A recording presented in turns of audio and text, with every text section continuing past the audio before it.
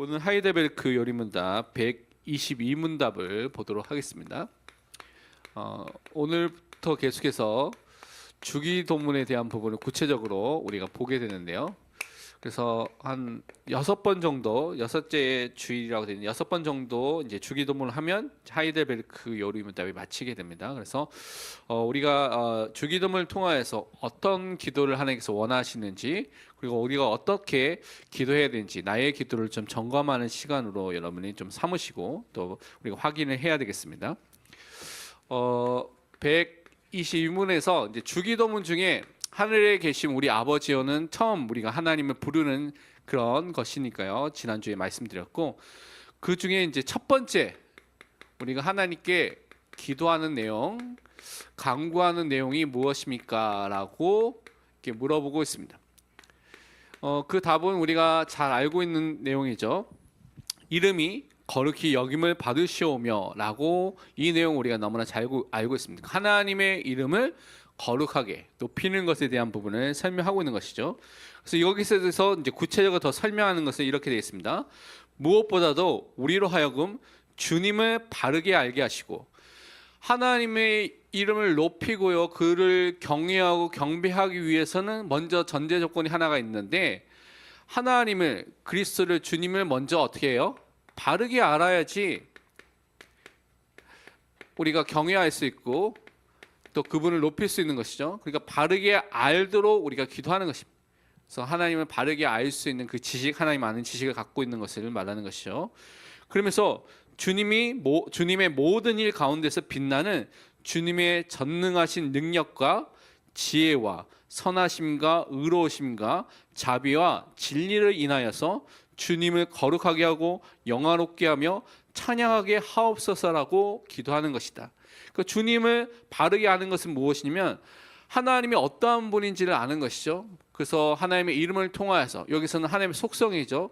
하나님께서 전능하신 분이구나, 그의 지혜는 무한하고 끝이 없으신 모든 것을 알고 있는 지혜를 갖고 계시구나, 하나님께서는 선하시고 의로우셔서 모든 것을 공의로 다스리시고 통치하시는 분이시구나, 그 외에도 자비를 통하여서 긍휼을 베푸시고 또 진리의 말씀을 통하여서, 또 진리 되신 하나님을 통하여서 지금도 약속대로 이루신 하나님이구나 라는 하나님의 속성을 성경을 통해서 우리가 아는 것이죠. 이렇게 알게 됐을 때, 하나님이 누구인지를 알게 됐을 때 우리에게 당연히 자동적으로 나오게 되는 것이 무엇이냐면, 하나님을 거룩하게 높이고요, 그분께 영광을 돌리고 그분께 찬양을, 또 찬송을 돌릴 수밖에 없는 그런 마음과 삶이 나올 수밖에 없는 은혜가 임하게 되는 것입니다. 그래서 그렇게 되도록 이제 이름이 거룩히 여김을 받으시오며 라는 의미에 그렇게 들어가 있다는 것이죠. 그래서 하나님의 속성과 품성을 바르게 알면 하나님을 높이고 영광을 돌리는 자가 또 될 수 있도록 기도하는 것입니다. 그리고 우리의 온 생애, 이 온 생애라는 것은 우리가 살고 있는 삶을 말하는데, 이 생애는, 이것은 우리의 생각, 우리의 말, 우리 행동이라는 모든 것을 다 포함하는 것을 말하고 있습니다. 그런데 이것들, 모든 것들을 하나님께서 우리를 주관해 주시도록 기도하는 것이고요.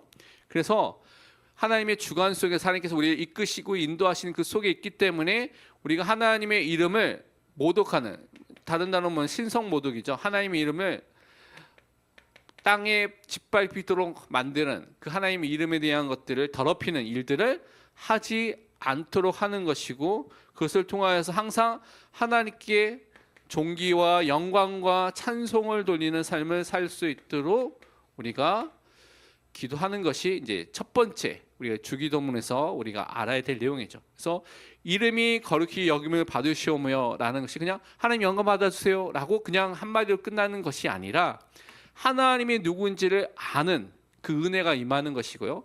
알면 알수록 하나님께서 속성과 품성과 이런 것을 통해서 하나님을 알수록 여러분의 마음속에 그분을 찬양하고 싶고 영광 돌리고 싶은 그 삶이 나오게 되는 것이고, 그래서 우리의 전 삶을 통하여서 하나님의 이름을 더럽히는 일을 하는 것이 아니라 하나님을 높이고 영광 돌릴 수밖에 없는 삶을 살 수 있도록 기도하는 것이 첫 번째 주기도문의 이름이 거룩히 여김을 받으시오며 라는 이 첫 번째 강구 안에 들어가 있는 내용입니다. 그래서 이 축복을 누릴 수 있도록 우리가 기도해야 되겠습니다. 그러면 말씀을 통해서 이 부분들을 좀 살펴보도록 하겠습니다.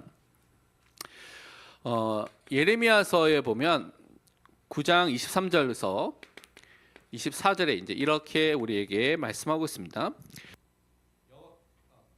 여호와께서 이가와 같이 말씀하시되 지혜로운 자는 그의 지혜를 자랑하지 말라, 용사는 그의 용맹을 자랑하지 말라, 부자는 그의 부함을 자랑하지 말라. 자랑하는 자는 이것으로 자랑할지니 곧 명철하여 나를 아는 것과 나 여호와는 사랑과 정의와 공의를 땅에 행하는 자인 줄 깨닫는 것이라.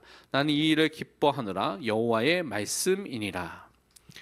하나님을 아는 사람으로 설 수 있도록, 그래서 하나님은 어떤 분이냐, 사랑과 정의와 공의를 베푸시는 그분인 것을 깨닫고 그 하나님을 높일 수 있는 그 은혜가 임할 수 있도록 기도하는 것입니다. 그래서 세상 지혜로는 지식으로는 알 수 없기 때문에 하나님의 은혜가 임해야지만 이것을 알게 되고 우리가 고백할 수가 있게 되는 것이죠.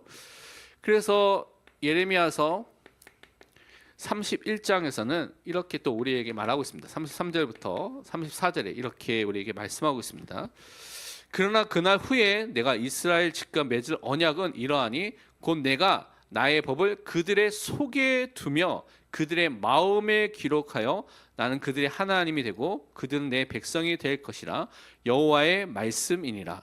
그들이 다시는 각기 이웃과 형제를 가리켜 이르기를 너는 여호와를 알라 하지 아니하리니 이는 작은 자로부터 큰 자까지 다 나를 알기 때문이라. 내가 그들의 악행을 사하고 다시는 그 죄를 기억하지 아니하리라. 여호와의 말씀이니라. 하나님의 은혜가 임하니까요, 하나님의 성령이 우리 마음속에 함께 하시니까 그 마음속에 하나님의 언약이 기록되어 있는 그 은혜가 임하게 되는 것이죠. 그래서 하나님을 아는 자로, 하나님을 아는 지식을 가진 자로 서면서 하나님께 주시는 죄 용서함을 가진 사람으로, 또 그것을 통해서 하나님께서 분명히 우리를 인도하시는 구원의 하나님인 것을 믿고 고백하는 사람으로 서는 것을 말하고 있는 것입니다. 마태복음 16장 17절은 이제 베드로가 주는 그리스도시요 살아계신 하나님의 아들이십니다라고 고백한 이후에 예수님께서 곧바로 처음 하신 말씀이 뭐냐면, 예수께서 대답하여 이르시되 바요나 시몬아 내가 복이 있도다 라고 말하면서 이 예수님이 그리스도라는 이 사실을 내게 알게 한 일은 혈육이 아니요 하늘에 계신 내 아버지이시니라. 다른 말로 여러분 예수를 그리스도로 주로 나의 왕으로 목자로 주인으로 선지자제사장 왕으로 이렇게 믿을 수 있는 것은 사람의 뜻과 사람의 원대로 되는 것이 아닙니다. 혈육으로 되는 것이 아니라 하나님께서 예정하신 사람, 선택하신 사람, 그래서 그 시간표가 됐을 때 성령의 역사와 하나님의 은혜가 임한 사람들이 고백하고 믿고 알게 되는 것이죠. 그것을 그 은혜 속에 있다는 것을 알게 될 때 우리는 감사와 영광과 찬양을 돌릴 수밖에 없는 그 은혜가 임하게 되는 것입니다. 그러면서 요한복음 17장 3절은 이렇게 우리에게 또 말씀하고 있습니다. 영생은 영원한 생명, 그것은 곧 유일하신 참 하나님과 그가 보내신 자 예수 그리스도를 아는 것이니이다.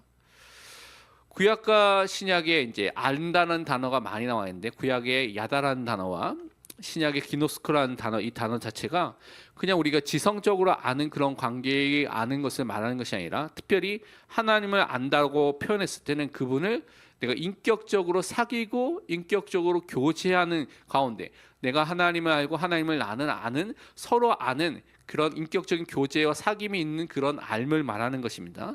그래서 신뢰가 있는 그 관계를 말하는 것인데, 그 알을 우리에게 허락해 주신다는 것이죠. 그러면서 성경은 하나님에 대해서 뭐라고 설명하느냐, 하나님께서 본인에 대해서 출애굽기 34장 6절에서 7절에 이렇게 설명을 하고 있습니다. 여호와께서 그의 앞으로 지나시며 선포하시되, 하나님이 자신에 대해서 뭐라고 이렇게 설명했냐면, 여호와라 여호와라. 이 여호와라는 단어 자체는 언약에 신실하시고 언약을 반드시 이루시는 언약의 하나님에 대한 부분을 설명하는 이름이죠. 여호와라 여호와라, 자비롭고 은혜롭고 노하기를 더디하고 인자와 진실이 많은 하나님이라. 인자를 천대까지 베풀며 악과 과실과 죄를 용서하리라. 그러나 벌을 면제하지는 아니하고 아버지의 악행을 자손 3, 4대까지 보응하리라. 여기서 보는 하나님은요, 자비롭고 은혜롭고요, 인내하신 하나님, 그리고 언약적인 사랑의 인자를 끊임없이 영원한 사랑 우리에게 베풀어 주시고요, 진실하고 신실하셔서 반드시 약속을 지키시는, 천대까지 베푸시고 죄를 용서하시는 하나님이라고 말하고 있습니다. 그런데 이 죄를 짓는 사람은 그 죄에 대한 그 형벌을 분명히 받게 되는 것을 말하고 있죠. 그 벌을 형벌이라고 말하는 것입니다.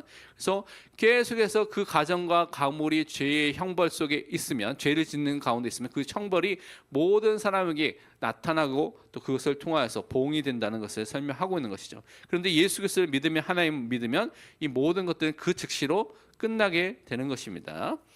그러면서 시편에 보면, 시편 145편에 전체를 다 읽어야 되지만 그 중에서 몇몇 구절만 보면 3절과 5절과 그리고 8절과 9절을 보면 이렇게 되어 있습니다. 여호와는 위대하시니 크게 찬양할 것이라. 그의 위대하심을 측량하지 못하리로다. 주의 존귀하고 영광스러운 위엄과 주의 기이한 일들을 나는 작은 소리로 읊조리이다. 여호와는 은혜로우시며 긍휼이 많으시며 노하기를 더디하시며 인자하심이 크시도다.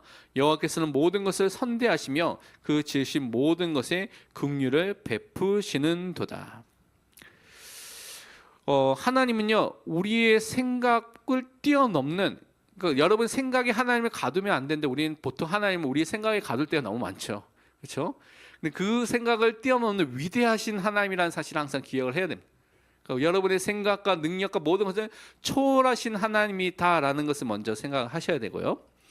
그러면서 분명히 하나님께서는 무한하시고 영원하신 그런 은혜와 긍휼과 또 인애와 또한 인자하심과 모든 것을 선대하시고 긍휼을 베푸신 일들을 지금도 하시네, 영광을 받기에 합당하신 하나님이라는 사실을 우리 꼭 명심하고 그것을 누리고 그것을 통하여 하나님을 찬양하는 사람을 써야 되겠습니다. 예레미야서 32장에 보면 또 이렇게 말하고 있습니다. 32장 17절과 18절에 보면 이렇게 말씀하고 있죠. 슬프도소이다 주 여호와여, 주께서 큰 능력과 펴신팔로 천지를 지으셨사오니 주에게는 할 수 없는 일이 없으시니이다.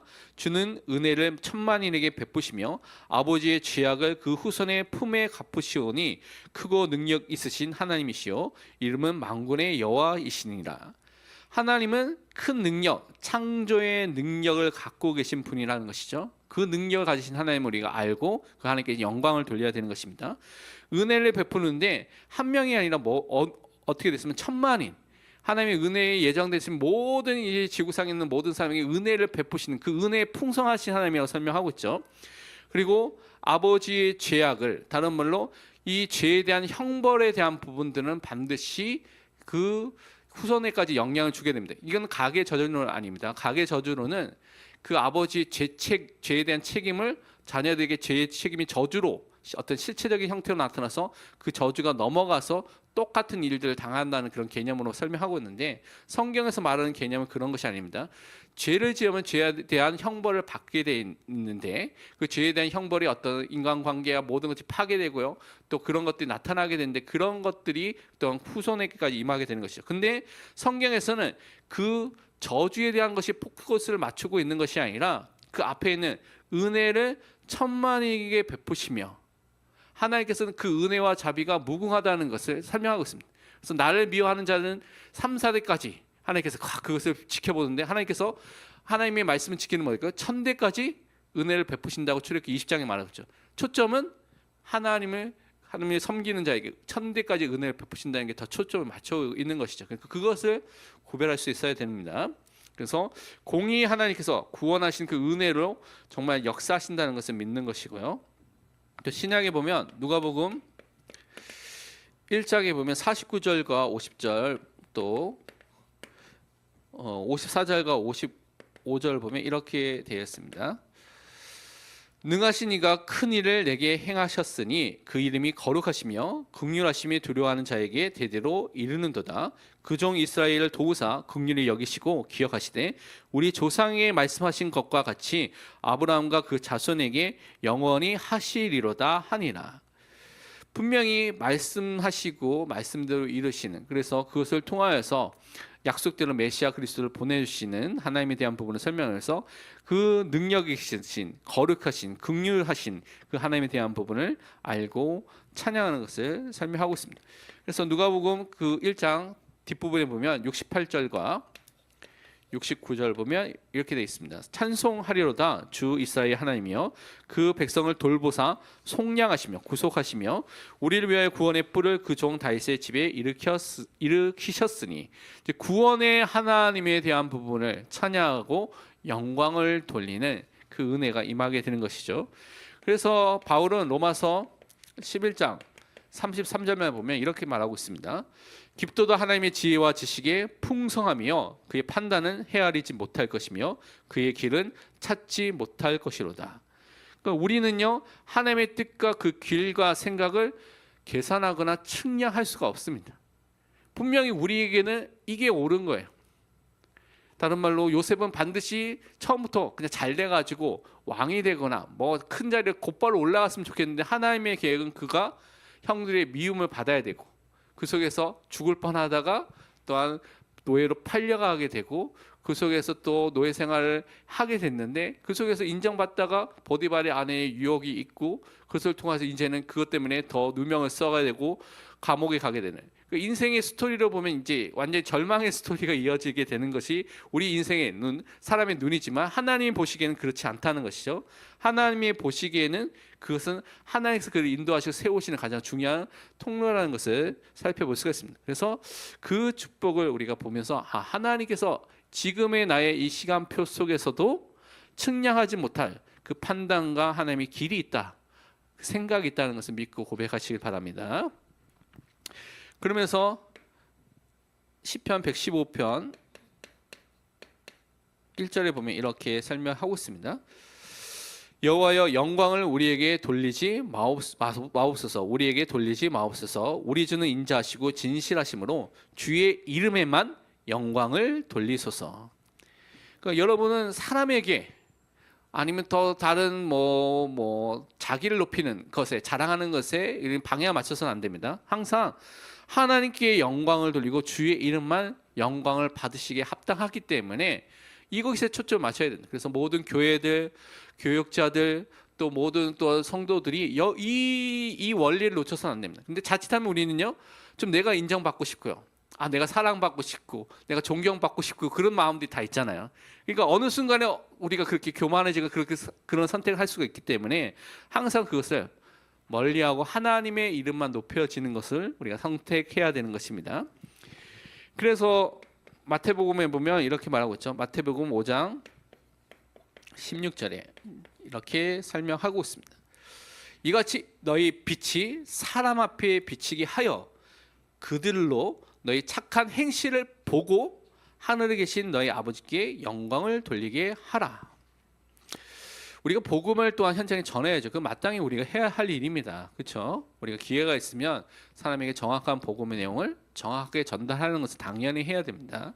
그런데 예수님께서 직접 뭐라고 말씀하냐면 너희의 빛이, 우리 안에 생명의 빛, 복음의 빛이기 때문에 우리에게 빛이 있죠. 그런데 너희의 빛이 사람 앞에 비치게 하라고 말씀하셨죠. 그래서 그 비치게 하는 것이 무엇이냐? 그들이 너희 착한 행실을 보고, 우리가 행동하는 것을 사람들이 보고 어떤 반응이 나와야 되냐면 하늘에 계신 너희 아버지께 영광을 돌리게 하라. 제가 믿고 있는, 저 사람이 믿고 있는 것이 정말 하나님이 믿고 있는 것이구나. 바로가 요셉을 봤을 때 여호와의 신에 이같이 충만한 자를 볼 수 있느냐라고 했던 것처럼 그런 것들을 우리 삶 속에 보여줄 수 있도록, 그래서 우리 삶으로 불신자들이 인정할 수밖에 없는 그런 은혜가 임할 수 있도록 기도해야 되겠습니다. 그래서 정말 우리가 첫 번째 강구를 통하여서 정말 하나님을 바르게 알 수 있도록, 그리고 하나님의 속성과 품성을 통하여서 하나님이 거룩하게 여기고요, 영광과 찬양을 돌릴 수 있도록, 그래서 우리의 생애를 통하여서 하나님이 주관하시는 그 은혜 속에서 하나님을 더럽히는 그런 삶이 아니라 하나님의 이름이 높여지는, 여러분을 통하여서 하나님이 살아계시구나라고 박수를 받고 사람들이 인정해야지, 예수 믿는 거 저거 저런 짓을 해? 라고 저런 나쁜 놈이라고 말을 들으면 어떻게 됐습니까? 신성 모독하는 일을 하는 것입니다. 하나님의 이름이 거룩히 여김을 받으시오며라는 주님이 가르쳐 주신 그 기도의 첫 번째 강구의 내용을 어기고 있는 것이죠. 그래서 하나님께 존귀와 영광을 돌릴 수 있는 사람으로 서도록 우리가 기도해야 되겠습니다. 우리가 계속해서 구역 공과를 본데 27과인데요. 이것은 우리가 잘 아는 여리고성 점령에 대한 부분, 함락에 대한 부분입니다. 그래서 무너져 내린 여리고성에 대한 부분을 보는데요. 하나님께서는 요단강을 이스라엘 백성들에게 건너게 하셨습니다. 하나님의 능력으로 건너게 하셨죠. 그래서 언약궤가 가운데 있을 때 물이 딱 멈춰지면서 건넜습니다. 하나님의 능력을 체험해서 이제 홍해를 체험한 후손들이 있었지만 광야에서 태어났던 사람들은 그 홍해를 체험하지 못한 아이들도 있었기 때문에 이제 홍해와 하나님께서 주시는 그 홍해의 그런 기적 같은 하나님의 역사를 체험하면서 요단강을 건너게 됐죠. 그러면서 첫 번째 맞이하는 것이 여리고성입니다. 근데 여러분 읽어보면 여리고성 점령 이전에 하나님께서 행하신 일도 보면 전혀 전쟁과는 맞지 않는 일을 합니다. 그러면 군사로 이제 전쟁터에 나가면 몸을 최대한 딱 전쟁에 맞게 준비하고요. 장비를 최대한 전쟁에 맞게 준비하고 전략도 최대한 준비해서 싸워야 되는 것이 이제 전략이고 군사학이고 그러잖아요. 근데 하나님께서는 할례를 행하도록 하시고요. 또 그다음에 또 하나님의 말씀대로 순종해서 이 여리고성을 점령하는데 그 방법도 세상 사람들이 보기엔 말이 안 되는 방법을 통해서 하신다고 하도록 하셨습니다. 근데 하나님께서 원하시는 것은 무엇이냐면 이 여리고성 앞에서 하나님께서 하셨는데 하나님의 말씀대로 결국은 이 과의 핵심은 순종하도록 하는 것을 요구하셨죠. 그래서 그 여리고성을 진멸하라고 하신 그 순종의 끝까지를 보고 그것이 안 됐을 때 다음 주에 있는 아이성 전투의 그런 일들이 일어나게 된 것을 볼 수가 있는데 하나님께서 원하는 것은 말씀에 순종하는 그것을 원하시고 그리고 그 말씀대로 여리고성이 무너지도록 하셨습니다. 그리고 붉은 줄을 라합의 집에만 딱 달도록 하시고 또 라합의 집 안에 있는 모든 사람들은 이 심판에서 벗어나고 생명을 얻도록 하신 것을 우리가 살펴볼 수가 있죠. 이것을 통하여서 우리가 볼 수 있는 것이 하나님께서 오직 믿음으로 이 현장에 우리를 이끄시고 세우시고 역사하셨구나. 그래서 우리가 하나님께서 우리에게 원하시는 것은 말씀에 순종하는 삶을 원하시구나라는 것을 우리는 확인해 볼 수가 있습니다. 여리고성은 그때 가장 강한 성이었죠. 철의 요새와 같은 그냥 인간적인 방법으로는 점령하기 힘든. 그래서 사실은 성에 있고 어떤 위에 있는 뭐 산지에 있고 그렇게 하면 전쟁에서 하면 몇 배, 몇십 배의 군사가 와가지고 막 물량전을 해가지고 막 사람이 막 육탄전 하고 막 그러면서 죽으면서 그렇게 가야지만 점령할 수 있거든요. 그래서 여러분 옛날 영화 보면 수많은 사람이 죽고 나서 성을 점령하거나 그렇게 하는 것도 많이 봤죠. 그런데 이런 철의 요새에 가도록 했는데 점령하도록 하는데 하나님께서 점령하도록 주신 말씀은 전혀 전쟁과는 상관없습니다. 하루에 한 번씩 성을 돌라. 말을 하지 말고 성을 돌라. 6번째 6일 동안 하루 한 번씩 돌고 7일째에는 아침 일찍 일어나서 7번 돌고 나팔을 불 때 함께 소리를 지르라. 그럼 성이 무너지고 점령하게 될 것이다 라는 말씀을 주셨죠. 그러니까 이 말씀을 들으면 세상 사람의 이치에는 맞지 않는 말이죠. 그런데 이 여호사는 그 말씀을 듣고 말씀을 전달하고요.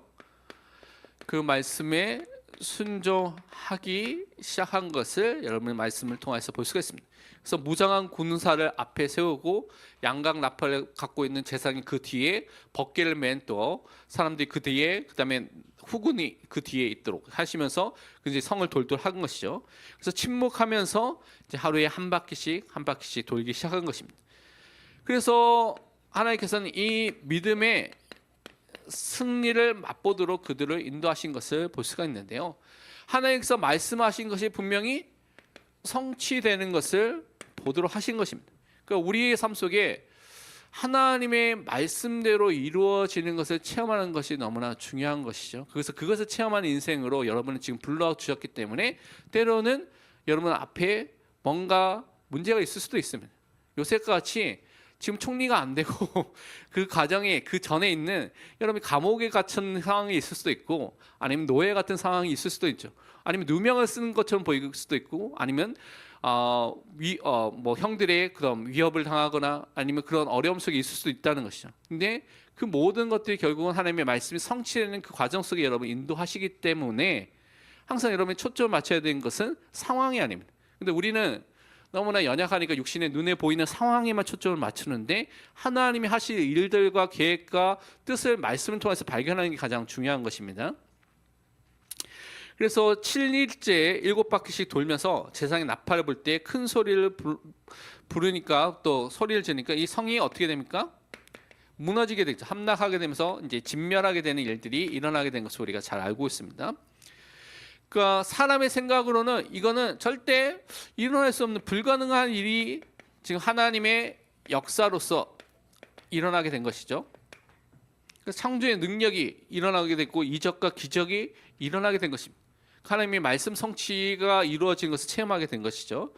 그래서 하나님의 말씀을 믿는 여호수아와 이스라엘 백성에게 하나님께서 말씀을 성취해 주시고요. 말씀을 성취해 주면서 그 말씀 성취를 누릴 수밖에 없는 하나님의 역사와 능력이 사실적으로 그들의 삶 속에 나타날 수 있도록 인도해 주신 것을 살펴볼 수가 있습니다.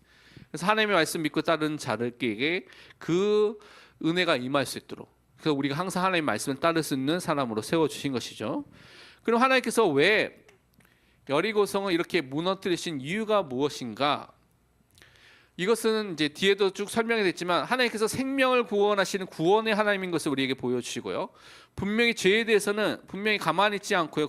그 죄에 대해서는 심판하시는 하나님이라는 것을 우리에게 알려주시는 공의로운 하나님이라는 것을 보여주신 것이죠. 그래서 하나님은 공의롭고 사랑의 하나님이라는 두 가지를 항상 여러분이 생각을 같이 해야 되는 것입니다. 그래서 여리고성을 재건하는 사람은 분명히 저주를 받을 것이라고 분명히 미리 말씀을 해주었고 나중에 여리고성을 실제로 재건한 사람이 그런 저주를 받은 것을 우리가 확인해 볼 수가 있습니다. 그 무너진 여리고성을 보면서 무엇을 계속 보도록 하냐면 하나님의 은혜로 하나님의 능력으로 이 성이 무너졌구나. 하나님께서 생명의 역사, 구원의 역사를 통해서 하나님께서 살아계신 분이라는 것을 깨닫고 하나님께 영광을 돌리도록 하신 것이고요. 또 가나안 땅 거민들이 그때 여리고성과 함께 진멸을 당하게 됐는데 결국은 그들이 섬겼던 우상 숭배, 이 죄악의 결과가 무엇이냐? 멸망밖에 없구나. 죄악이 어떻게 이처럼 죄의 비참함이 무엇인지를 보도록 하나님께서 이렇게 하신 것입니다. 그래서 심판과 멸망을 깨닫도록 하신 것이고요. 그것을 통해서 하나님께서는 자신이 공의의 의로우신 하나님이시기 때문에 그 공의의 하나님으로서 분명히 징계하시고 심판하십니다. 그렇지만 라합의 집을 통하여서 붉은 줄을 맨 그 라합과 그 가정에 있는 사람들 살리셨죠. 이것은 그분이 사랑과 자비와 은혜의 하나님이기 때문에 하나님 안에 그리스도 예수 안에 있는 사람에게는 생명의 은혜가 임하게 되는 그 용서함이 임하게 된다는 것을 우리 함께 보여주고 있는 것입니다. 모두가 다 멸망할 때 라합의 집에 있는 사람은 살았어요. 그러니까 그런 은혜와 은총을 우리가 받아서 이 세상 속에서 구원을 받은 것이죠. 그래서 그 은혜를 여러분들 오늘도 누리고 기도해야 될 줄 믿습니다. 우리 함께 기도하도록 하겠습니다.